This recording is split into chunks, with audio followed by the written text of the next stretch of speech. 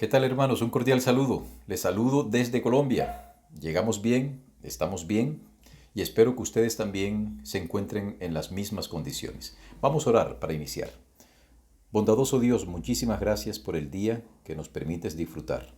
En esta mañana queremos invitarte para que nos instruyas a través de tu Espíritu mediante el análisis de algún pasaje del texto bíblico. Dirígenos pues para la comprensión adecuada del tema por Jesús. Amén. Esta mañana vamos a hablar de un tema que he titulado Ataque a la fortaleza de Dios y que está basado en el capítulo 27 y el versículo 5 del libro de Isaías, lectura esta que nos sirvió como introducción a la reflexión del día de hoy. ¿Por qué le he dado el nombre Ataque a la fortaleza de Dios a un tema que está enmarcado en la doctrina del santuario? Cuando nosotros hablamos de santuario, casi siempre pensamos, estoy haciendo una presuposición anticipada, pero casi siempre hablamos o pensamos del santuario de Moisés. Por supuesto que el santuario de Moisés es el referente número uno aquí, pero también nos imaginamos el santuario celestial. Esta reflexión está dividida en 8 momentos y vamos a ver cómo, a través del tiempo, todo lo que tenga algún olor a santuario, algún vínculo con el santuario, va a sufrir los ataques por parte del enemigo. Vamos a comenzar con el primer ataque, ataque al santuario celestial. Según Isaías, el capítulo 14, el versículo 12 al 14, encontramos de que Lucifer, allá en las cortes celestiales, en la misma presencia de Dios, en el santuario original del cielo, lanza un ataque. ¿Contra quién? Contra el gobierno de Dios. La pretensión de Lucifer fue ser como Dios. Eso nos lo dice Isaías 14, versículo 12 al 14. Quiso ser como Dios. Sin embargo, y a pesar de que él utilizó una estrategia sutil, a pesar de que él intentó utilizar algunos argumentos que Dios no podía utilizar, como es el engaño, la lisonja, y aunque era un ángel altamente reverenciado, el ataque no prosperó. La Biblia nos indica que él fue lanzado, según Apocalipsis nos lo describe, él es lanzado fuera, junto con los otros ángeles. El ataque no prosperó. ¿Por qué? Porque aunque hubo sutileza de parte de Satanás, los ángeles que se mantuvieron leales a Dios entendieron, así no en plenitud, que lo mejor que se podía hacer era echar la suerte con Dios. Ellos ya habían conocido a Dios, sabían del amor que Dios les había profesado. Por lo tanto, ese ataque que él lanzó, que Satanás lanzó allá en el cielo contra el gobierno de Dios, fue resistido. Hubo pérdidas. Muchísimos ángeles cayeron también, pero se mantuvieron los otros leales a Dios. Ese es el primer ataque, ataque al santuario celestial. Nos vamos al segundo ataque. Cuando Dios decide crear a Adán y a Eva, ya el pecado se había originado en el cielo. Entonces, cuando Él crea la tierra con los moradores que la poblarían, el propósito de Dios era que el Edén se constituyese en un modelo para las demás familias que saldrían del seno de Adán y de Eva. Cuando Satanás vio que Dios crea a esta noble pareja, decide atacarlos. Adán no vivía en toda la tierra, aunque la tierra era esplendorosa. Había un lugar que la Biblia denomina el Edén, el paraíso, que era el sitio donde Adán y Eva vivían. No sabemos las dimensiones del Edén, no sabemos cuánto medía. Lo que sí sabemos es que era un lugar paradisíaco y hermoso.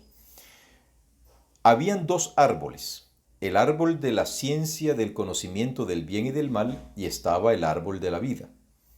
No voy a entrar a hablar de esto tanto, simplemente voy a hacer una mención.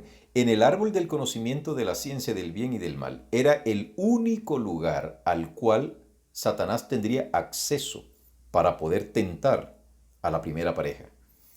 El pecado no estaba diseminado en el ambiente. Adán y Eva no tenían tendencia al pecado, así que la única forma como ellos podían acceder a ser tentados es que se acercaran al árbol del conocimiento de la ciencia del bien y del mal. Y efectivamente, la historia bíblica nos dice que Eva, aguijoneada por la curiosidad y sobre todo porque estaba pensando al mirar el árbol, decía, bueno, ¿qué de malo tiene este árbol? La fruta se ve bonita, es hasta sabrosa, está hasta agradable a los ojos. En eso ella meditaba cuando de repente oye una voz que pareciera que le hubiese leído el pensamiento y le dice, con que Dios os ha dicho, y ustedes ya saben el resto de la historia. Eva se sorprende y entra en ese diálogo con la serpiente. El ataque al santuario del Edén fue un fracaso estruendoso por parte de nuestros primeros padres. La historia bíblica y las experiencias nuestras nos indican que ese ataque no fue resistido y Satanás se apropió no solamente del santuario del Edén, sino que se apropió de toda la tierra y se constituyó en el príncipe de este mundo. Así que el segundo ataque al santuario del Edén, es un éxito para Satanás. Vamos al tercer ataque.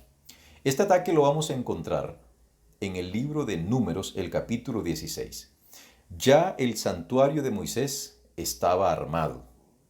No olvidemos que ese tabernáculo, con sus servicios, con sus personajes que participaban los sacerdotes, con las fiestas, con los sacrificios, con las estructuras, eran una pálida copia, no tanto de la estructura del santuario celestial, sino sobre todo eran unas parábolas, era una miniaturización del plan de la salvación. Así que aquí en el santuario que Moisés construye, Dios decide, por soberanía, elegir a Aarón como sumo sacerdote. Pasan los días, hasta el momento nadie se levanta, nadie se opone a este nombramiento que Dios hace, hasta que aparece la figura de Coré, que era primo de Moisés, quien estaba celoso porque no había recibido el llamado para ser el sumo sacerdote. Y se coliga con Datán y Abirán y ellos tres hacen una revuelta que termina en una catástrofe. ¿Cuál era la intención de Coré, Datán y Abirán? Pues precisamente usurpar el poder que solo Aarón tenía de oficiar como sumo sacerdote. El ataque no fue pensado por Coré, estaba instigado por Satanás porque no olvidemos que todo lo que huela a santuario, él lo va a atacar. ¿Qué ocurrió? ¿Tuvo éxito Satanás al atacar el santuario de Moisés? ¿Al atacar las estructuras? ¿Al atacar a los dirigentes de la época? La respuesta es no. Y ocurrió algo similar. Coré, Datán y Abirán fueron tragados vivos junto con todas sus familias. Fueron lanzados del norte, por utilizar la figura de la tierra, la superficie de la tierra en ese contexto sería el norte, y fueron lanzados hacia el abismo, que sería lo opuesto al norte, o sea, al sur. Algo similar le ocurrió a Satanás, que es lanzado del norte en el cielo y cae al abismo, que es el sur, la tierra. Tercer ataque al santuario de Moisés. Fue resistido y Satanás no tuvo éxito, y el pueblo de Israel se mantuvo cohesionado alrededor de su líder, nombrado por nuestro Dios. Vamos al cuarto ataque. Este lo encontramos reseñado en Segundo de Crónicas, el capítulo 36. Por nosotros es conocido por parte de la historia secular que en el año 586 a.C., el ejército de Babilonia sitió la ciudad de Jerusalén. Por muchos días, no sabemos exactamente cuánto, hay algunas documentaciones que dicen 10 años duró el asedio, puede que sí. No nos vamos a centrar en el periodo que duró el asedio, sino en los resultados del asedio. Para ese entonces, Judá, que era la única parte de ese Reino Unido que había quedado, se había apartado completamente de Dios. Así que Satanás lanza el ataque contra Jerusalén. Y no solamente destruye Jerusalén, destruye totalmente el templo. Ese maravilloso templo que Salomón había edificado, el primer templo. Se llevaron los muebles, se llevaron los utensilios, se llevaron el oro, la plata, se llevaron todo. ¿Por qué? Porque el pueblo de Dios de esa época no estaba unido a Dios. Ellos pensaban que la sola presencia de Dios allí en el santuario, a través del arca del pacto, garantizaría que Jerusalén nunca sería destruida. Un craso error del que nosotros también debemos aprender algo.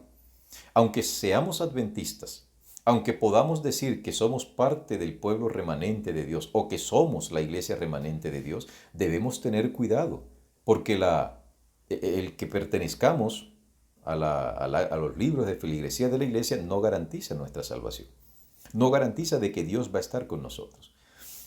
Así que la historia nos dice que este ataque que Satanás lanza contra el santuario de Salomón es exitoso y es destruido. Nos vamos al quinto ataque. Este ataque es descrito por Jesús en el Evangelio de Mateo, el capítulo 24 y el versículo 2. Los discípulos estaban reunidos y estaban caminando por allí por Jerusalén y de repente Pedro, Juan y Andrés le dicen Pedro, Juan y Santiago le dicen a Jesús, mira estos edificios y le muestran esos muros imponentes. Y entonces para los discípulos el santuario, el templo era algo maravilloso, era su esperanza. Y viene Jesús y les dice, de cierto os digo que aquí no quedará piedra sobre piedra que no sea removido. Y efectivamente se cumplió. Esa profecía se cumple en el año 70 de nuestra era. ¿Qué ocurrió?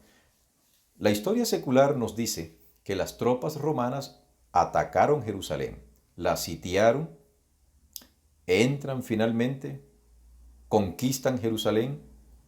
Flavio Josefo dice que la matanza que hubo fue tan grande que incluso la sangre que corría por las escalas arrastraba los cadáveres que iban nadando en ella.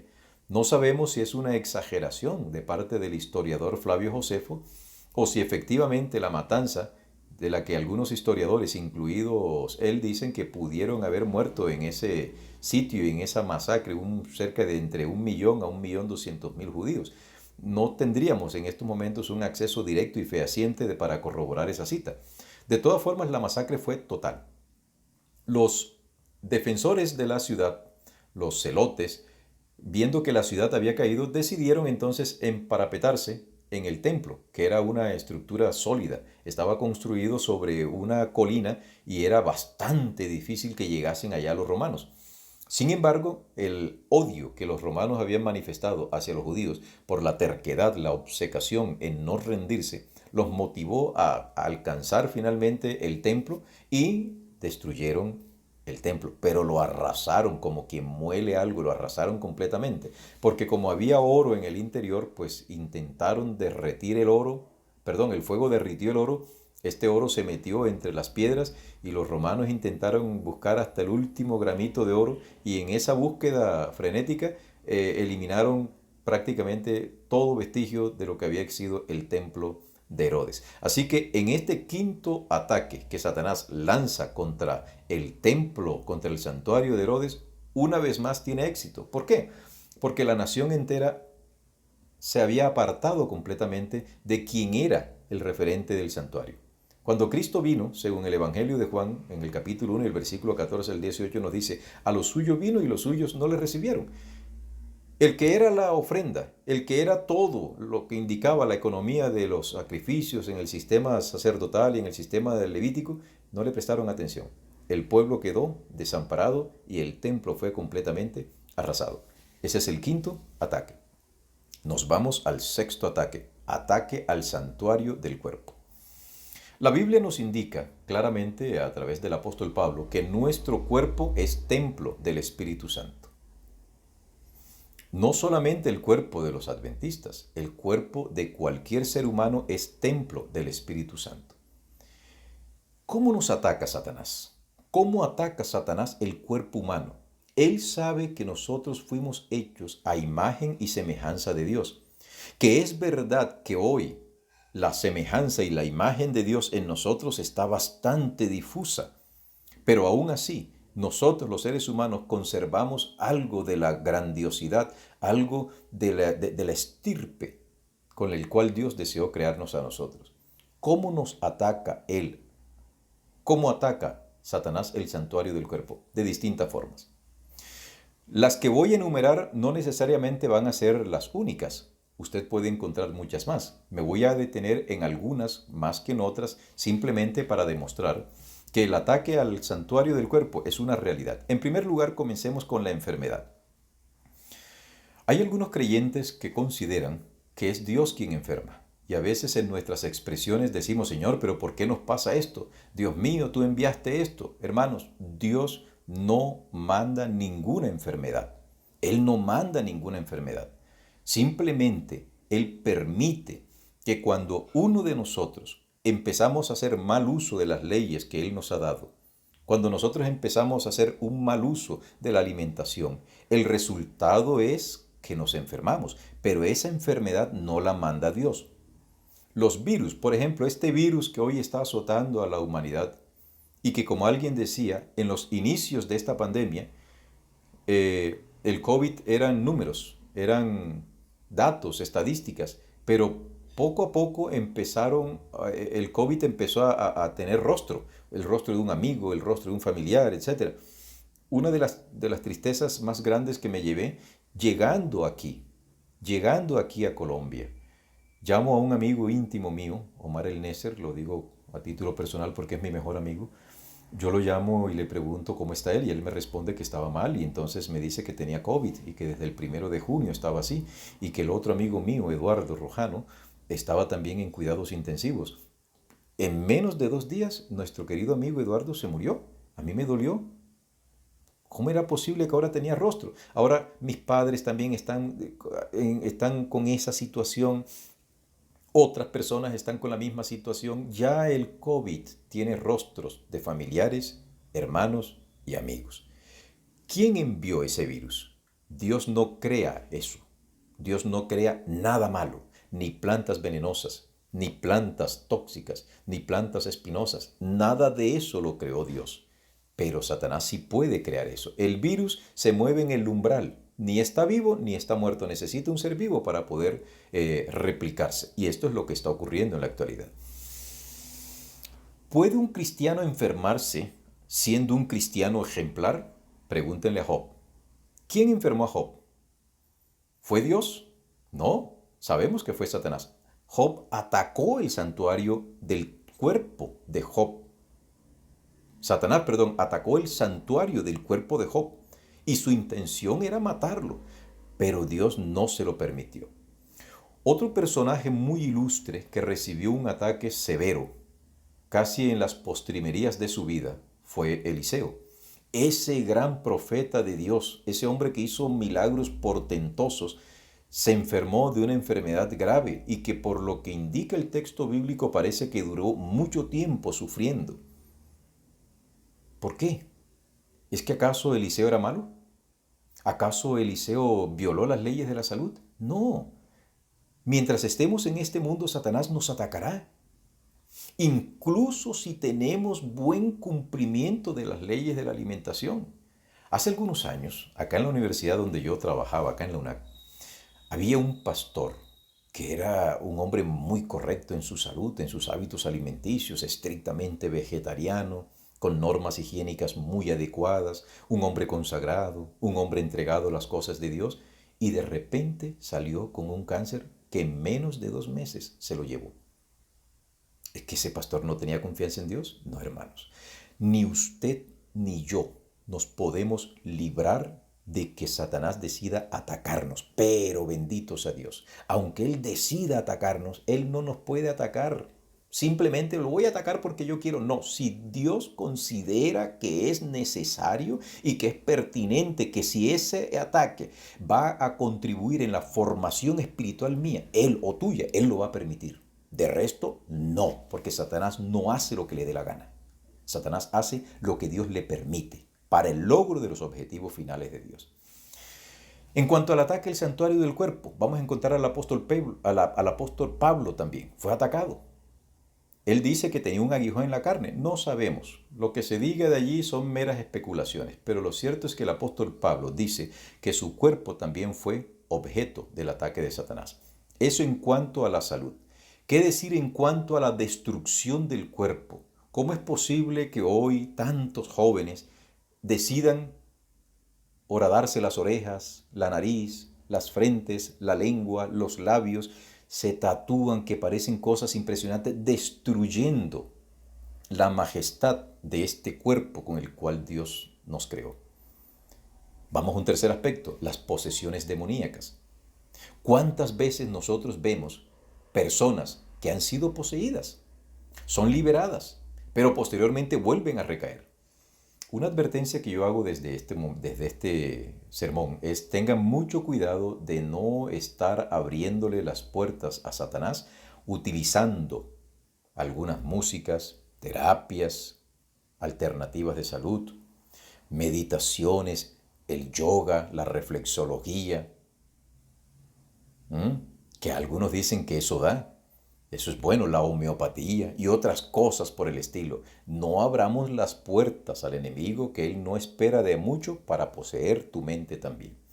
Así que en este sexto ataque, el éxito del ataque dependerá de ti, dependerá de mí en muchos sentidos. Es cierto que nos podemos enfermar, es cierto que nos vamos a enfermar, es cierto que nos hemos enfermado, pero nuestra vida está en la mano de Dios. Y aunque, como dijo Job, aunque estemos enfermos, Job dijo algo: aunque me matare, en él confiaré. Job prevaleció, a pesar de que lo atacó Satanás fuertemente. Eliseo prevaleció, Pablo prevaleció, a pesar de sus enfermedades. Nosotros también tenemos que afrontar esta misma situación con altruismo, con gallardía, con dignidad. No sacrificar jamás nuestros principios, simplemente porque nos vemos enfermos. Sabemos que cuando estamos enfermos nuestra fe decae. Eso es una gran realidad. Pero fiel es Dios, que no dejará que ninguno de nosotros sea tentado más allá de la capacidad que Él nos ha dado para soportar la tentación. Y además de esto, junto con la tentación, dará la salida. Vamos al penúltimo ataque, ataque a la doctrina del santuario. La iglesia adventista es la única iglesia en todo el mundo que entiende la doctrina del santuario desde una perspectiva salvífica. Nosotros los adventistas vemos en los sacrificios, en las fiestas, en los participantes, en todo esto vemos figuras del plan de la salvación. Somos la única iglesia que enseña esto. Por lo tanto, nosotros vemos que hay algunas enseñanzas que salen del santuario que nos ilustran el, el plan, el ministerio sumo sacerdotal de Jesús allá en los cielos. Hemos sido objeto de burla por parte de la mayoría de las iglesias pentecoste evangélicas, de los católicos y de muchas otras religiones. Objeta nuestra particular manera de interpretar el santuario y nos dicen que estamos locos.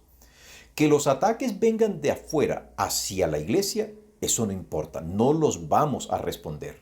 Esos ataques no los respondemos porque en última instancia son personas que no han entendido la verdad como nosotros la entendemos. Pero el ataque a la doctrina del santuario es más virulento desde adentro de la iglesia. Aquí hay mucho que decir. Solo sí quiero decirle algo a cada uno de los miembros de la iglesia de Betel y a quienes nos oigan o quienes vean posteriormente este video. Usted debe estudiar la doctrina del santuario por su cuenta. Lo principal que debemos entender de esta doctrina es que en cada una de los ritos, en cada uno de los muebles del santuario, hay una ilustración del plan de la salvación que los seres de la deidad han empeñado en salvar, valga la redundancia, a los seres humanos. Eso es lo más importante que nosotros debemos entender. El ataque a la doctrina del santuario ha sido feroz dentro de la iglesia adventista. Por mencionar algunos personajes, Albion Fox Ballinger, Walter Rea nos atacó fuertemente, el mismo Desmond Ford nos atacó, y otros más que han salido creyendo que tienen una luz mayor que la que Dios ha dado a través de la revelación. Tengamos cuidado, hermanos queridos, en no tomar unas posiciones radicales en cuanto a algunas interpretaciones del tema del santuario. Lo que está claramente revelado, acéptelo como palabra de Dios. Lo que no está claramente revelado, déjelo así, porque Dios nos seguirá dando más ilustración y más sabiduría para comprenderlo. Pero en estos momentos lo más importante de la doctrina del santuario es que usted sepa que allá en el cielo hay un sumo sacerdote que está intercediendo en favor tuyo y en favor mío y que perdona nuestros pecados y que está próximo a venir para recogerte a ti y llevarnos a vivir con él.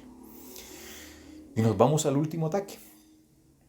El primer ataque comenzó en el cielo, con el santuario, con el templo de Dios allá en el cielo.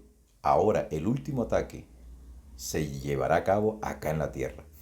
Según Apocalipsis capítulo 20, versículos 8 al 10, se llevará a cabo el ataque a la Nueva Jerusalén. Cuando Cristo viene por segunda vez, ocurren dos fenómenos. El primer fenómeno, cuatro fenómenos, podríamos decir, pero dos fenómenos que los podemos unir. El primer fenómeno es que los muertos en Cristo resucitan primero. Luego nosotros, los vivos, nos uniremos a los que acaban de resucitar y ascenderemos y nos encontraremos con el Señor en el aire. Mientras eso ocurre simultáneamente, cuando Cristo venga, la gloria de la presencia de Dios mata a los impíos que están vivos. Y los impíos que están muertos, pues ¿para qué van a resucitar si están muertos? Déjenlos allí. Así que en esta tierra queda completamente desolada. Los redimidos suben al cielo, pasan 1000 años allá, evalúan los resultados, las investigaciones. Cada uno se pregunta por qué mi familiar no está acá. Bueno, ahora se dan cuenta del por qué no está y dice, sí, tenía toda la razón el Señor. Cristo desciende ahora con la Nueva Jerusalén, se asienta en la tierra y resucita a todos los impíos para que se lleve a cabo el juicio final. Cuando Satanás ve que todos esos impíos han resucitado, la Biblia lo identifica como se siente libre de las cadenas. Sale a engañar a Gog y a Magog, según dice Apocalipsis versículo 8 al 10. O sea, sale a engañar a toda la gente diciendo, yo te resucité. Ustedes están viendo esa ciudad nos pertenece y nosotros podemos conquistarlas. Y entonces deciden a crear muchas armas, lo que significa que va a durar un buen tiempo la ciudad aquí antes de que finalmente Satanás intente conquistarla. Y finalmente cuando ya está todo listo y da la orden para el asalto, imagínense ustedes, los seres humanos peleando contra Dios. Dios decide ponerle un punto final. El trono blanco aparece. Y Cristo se les aparece a todos. Y todos quedan como en visión mirándolo. Ese ataque no fructifica. ¿Por qué? Porque fuego de Dios sale y destruye a Satanás. Destruye la raíz y destruye la rama completamente. ¿En qué quedó finalmente los ataques de Satanás? En una destrucción absoluta. Pero sí quiero llamarte la atención a algo. Hoy nosotros estamos vivos. Y tú eres y yo somos objetos constantes del ataque del diablo de distintas formas. Ojalá y Dios nos permita tener la percepción espiritual para saber cuándo somos atacados por Satanás. Que tengamos lucidez mental para poder discernir entre el bien y el mal. Que podamos discernir los espíritus con los que las personas llegan a nuestro alrededor para tratar de envolvernos o de cambiar nuestra forma de pensar. Hermanos, tenemos un cielo que ganar y un infierno que evitar. Ataque la fortaleza de Dios. ¿Alguien se siente atacado? Dice Dios, ¿forzará alguien mi fortaleza? Haga paz conmigo, sí, haga paz con Dios. Que en esta mañana y en este día tú puedas echar tu suerte con el Dios del cielo, sabiendo que en Él hay fortaleza. Nadie puede destruir a ningún hijo de Dios que se refugia confiado en los brazos del Altísimo. Como dice el Salmo, el que mora a la sombra del Omnipotente esa persona está segura. No sé si tú quieras en esta mañana, querido, entregarte a los brazos de Dios. Mientras todo en esta tierra parece inestable, hay seguridad en la fortaleza de Dios. Dios está en su santo templo. Dios reina. Dios está al control de tu vida, de mi vida y del mundo y del universo. Qué bueno que nosotros podamos tener la confianza en ese maravilloso Dios que nos ha considerado dignos de pertenecer a la familia celestial. Dios quiera que en el día de hoy tú puedas decirle, Señor, aquí estoy yo. Quiero entrar en paz contigo para que tu fortaleza sea inexpugnable mientras yo estoy en esta tierra. Que Dios te bendiga y te otorgue un resto de un sábado bendecido bajo la protección de Dios.